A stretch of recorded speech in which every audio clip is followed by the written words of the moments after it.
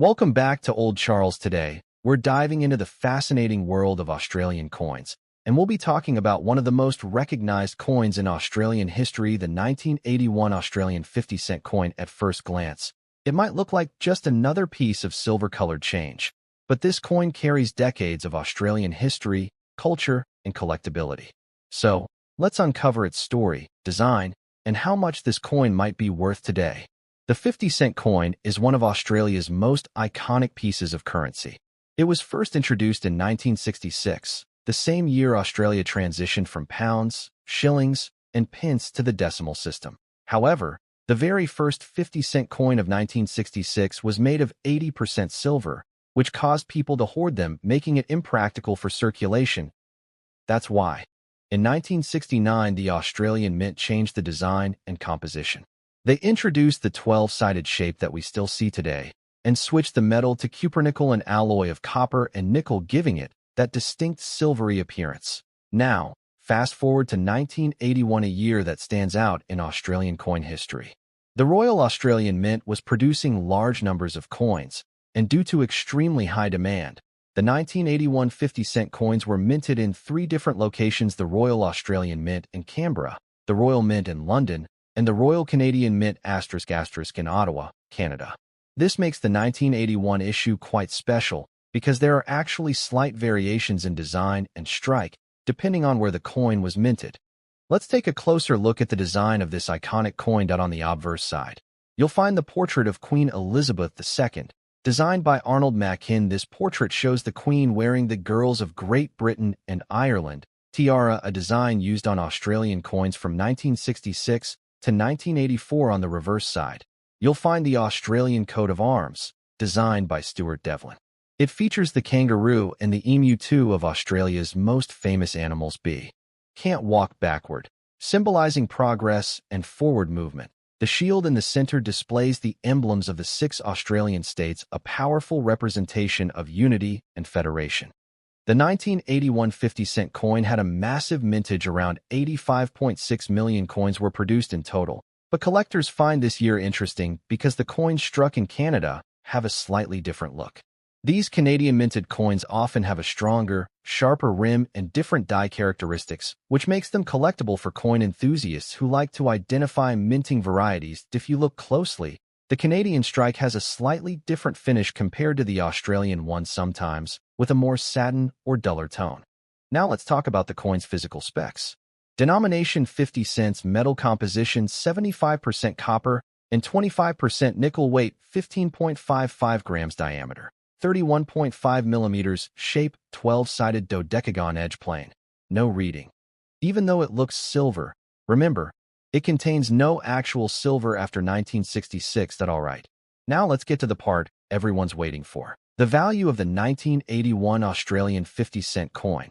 Because of the very high mintage, most 1981 50-cent coins are still common in circulation, which means their face value remains 50 cents in everyday transactions. However, for collectors, condition matters a lot. Circulated condition ***, worth about $0.50 to $1 AUD. Uncirculated condition *** can be worth $2 to $5 AUD, especially if it has a brilliant shine and no scratches. Proof or mint set versions ***, these can reach $10 to $15 AUD, depending on quality. The Canadian minted variety can sometimes attract collectors' interest and might sell for a few dollars more, particularly in mint condition and if your coin has any asterisk. Die errors, such as double strikes, misaligned dies, or off-center details. The value can jump significantly, sometimes reaching $20 to $50 Australian dollars or more, depending on rarity and visibility of the error. If you're checking your 1981 50-cent coins, here are a few tips. Look for sharp details on the Queen's hair and the coat of arms. These indicate a higher grade coin. Avoid coins with heavy scratches or corrosion. Store your coins in protective holders to prevent damage. And if you find an unusual strike, it might be worth showing to a numismatic expert for appraisal. So, while the 1981 Australian 50-cent coin might not make you rich, it's a wonderful piece of Australian history. Its story, from international minting to its distinctive design, makes it a favorite among collectors and coin lovers alike. It's a coin that reminds us not just of currency, but of Australia's identity, craftsmanship, and connection to the Commonwealth. Let's travel back in time to explore the history behind the Australian 50-cent coin, especially the fascinating story of the 1981 issue. Australia introduced its first decimal coins in 1966, replacing the old British-style currency system of pounds, shillings, and pence. One of these new coins was the 50-cent piece, made from 80% silver and 20% copper. But soon after its release, a big problem appeared. The silver content made the coin worth more for its metal than its face value. Because of that, people began hoarding them, and the coin quickly disappeared from circulation. The government had to come up with a new version, one that looked silver but contained no actual silver. So, in 1969, the 12-sided cupronickel 50-cent coin was born, the same design that remains in use today. This shape made the coin easy to identify by touch and prevented confusion with the round 20-cent coin. Now, let's fast forward to 1981, a significant year in Australian coin production. That year, the Royal Australian Mint in Canberra was overwhelmed with high demand for coins. To help meet this need, Australia made a unique decision. They outsourced production to other countries. That's right. In 1981, the Australian 50-cent coins were struck in 3 different mints around the world: the Royal Australian Mint in Canberra, the Royal Mint in London, and the Royal Canadian Mint in Ottawa. This was a rare move in Australian coinage history.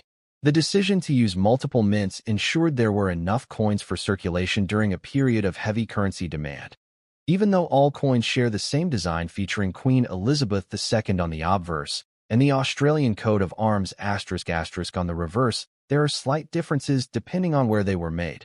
For instance, the Canadian minted coins often have a slightly different finish, sharper edges, and a more defined rim.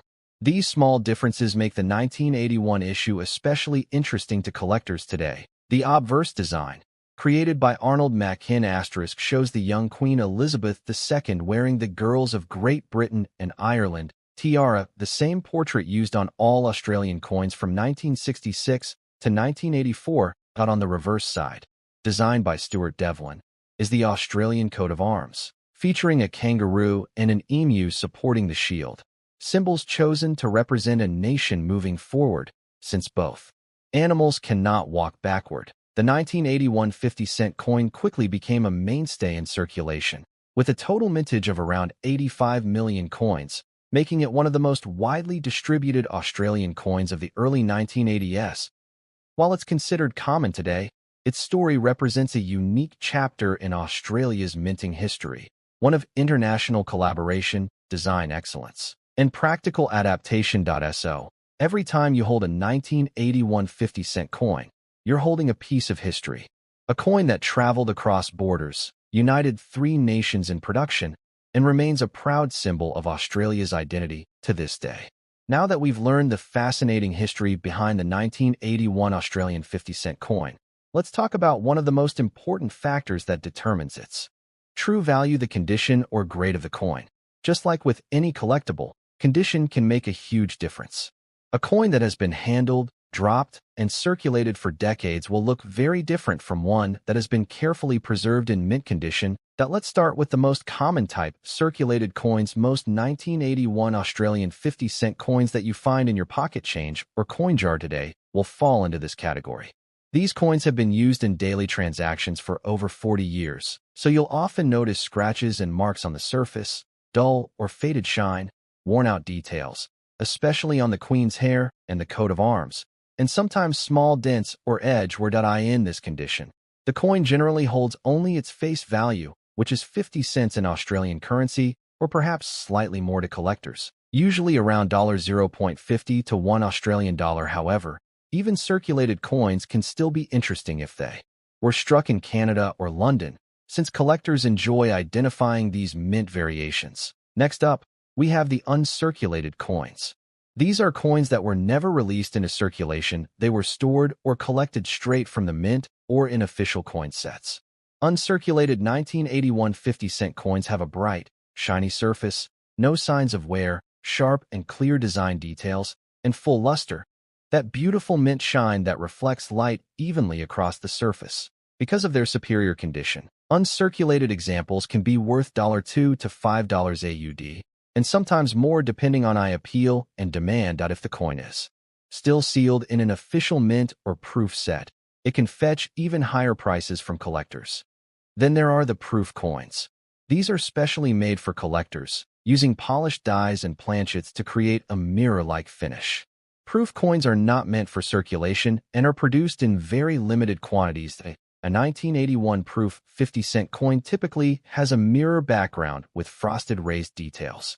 Royal Australian Mint proof sets and can be valued around $10 to $15, sometimes even higher if in pristine condition or if the packaging remains intact. Collectors also look for mint errors, which can greatly increase a coin's value. Some 1981 50-cent coins may have off-center strikes, die cracks, double strikes, or slightly misaligned designs. These coins are rare, but if you find one, the value can jump to $20, $50, or even more, depending on how visible and dramatic the error is. So, if you ever come across a coin that looks different, maybe the rim is thicker on one side, or the design seems slightly off, don't ignore it. It might be a small treasure hiding in plain sight. If you already own a 1981 Australian 50-cent coin, you can protect its condition by following a few simple tips. 1. Avoid touching the surface with bare fingers. Always hold it by the edges. 2. Store the coin in a soft plastic flip, coin capsule, or airtight holder. 3. Keep it away from humidity and direct sunlight, which can cause tarnishing. 4. Never clean your coin. Cleaning can permanently damage the surface and reduce its collectible value. Collectors prefer coins in their natural state, even if they have minor toning, rather than polished or clean pieces. So whether your 1981 Australian 50-cent coin is shiny and untouched or worn from decades of circulation, every piece tells its own story, from minting in Canberra, London, or Ottawa, to the hands it has passed through over the years.